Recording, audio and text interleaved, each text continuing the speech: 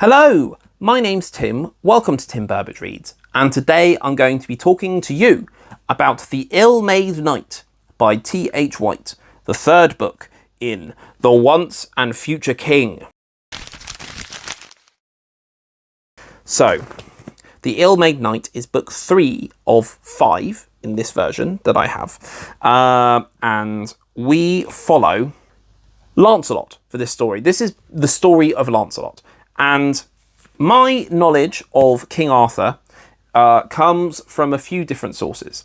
It comes from The Sword and the Stone, the Disney film. It comes from Merlin, the TV show that was on BBC.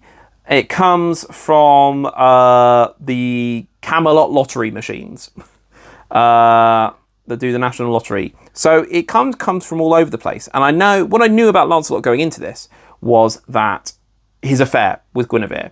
So that's like a famous story, is that Arthur is married to Guinevere and Lancelot and Guinevere have an affair. That's kind of all I knew. And I thought that Lancelot was like the best knight, you know, so he was the most handsome and he was the most righteous, and then you kind of have this affair as like part of his dichotomy of a character. This obviously fills it out a lot more. One thing is that this story, Lancelot is really ugly.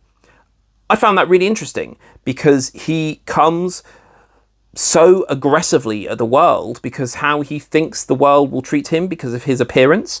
So he has to kind of prove everyone wrong the whole time. He's incredibly proud. That's one of his many issues. The second thing I didn't know was that he has mental breakdowns. So he forgets who he is and just becomes a savage wild man and lives out in the wilds. Still protecting people, but with no armor and no clothes, just stark naked and stark raving mad, which I was not expecting. So here we cover the story of him and Guinevere. Arthur really isn't in the story very much at all, which is why I stopped reading it the first time, because I really wanted to read about King Arthur. This is about someone else. We cover his rise to glory. We cover the love affair with Guinevere. We cover the ups and downs of that. We cover the birth of his son, Galahad, and then we also cover the quest for the Holy Grail, why King Arthur decides upon the Holy Grail, and then how the knights accomplish that task of the knights, who their knights are, and what is Lancelot's involvement of that, and what is Lancelot's relationship with the idea of chivalry and virtue and honour, which I really enjoyed, actually. And the ending was not a big dramatic battle scene or a jousting tournament or a profession of love or slaying the bad guy.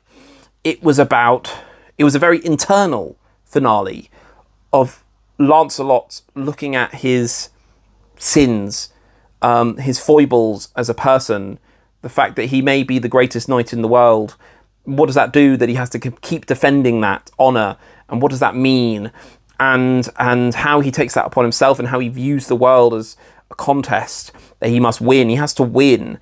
And then he can't win because winning is pride, and pride is a sin. And just, I thought it was really introspective and really engaging.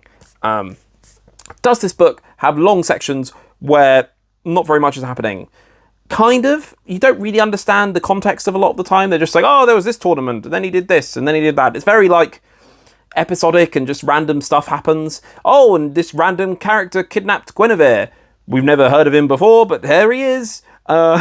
What's Lancelot going to do about it? You know, stuff like that. And I would like to have had more engagement of Lancelot and Arthur. I wanted that more because this is the story of Arthur, and Arthur's hardly in this book. But seeming as at the start of this story, I was, I really should read it because I'm halfway through it, and I really should get to it. To now, I'm planning to read the rest of this tome by the end of the year. I really want to read The Candle in the Wind and The Book of Merlin. I really want to read those by the end of the year and complete this story. So it's a hard one to rate because while I was reading it, I was like, this is like solid 3 to 4 stars. But now it's kind of really invigorated me to read it. So maybe it's 4 stars. I don't know. I think I marked it 3 on Goodreads, but also on Goodreads, it's just part of one big book. So I still technically haven't finished this book. Let me know if you've read The Once and Future King, and let me know if the ending is... Have I reached the peak of the series with this, or is the ending even better? Are the last 2 books even better? Please give this video a like. Really appreciate it. Please subscribe, because that makes a big difference to me. It tells the algorithm that people want to watch these kind of videos, and then share them with people who are not subscribed, which would be really nice. Anyway, I'll see you in the next one. Now, get out of my house!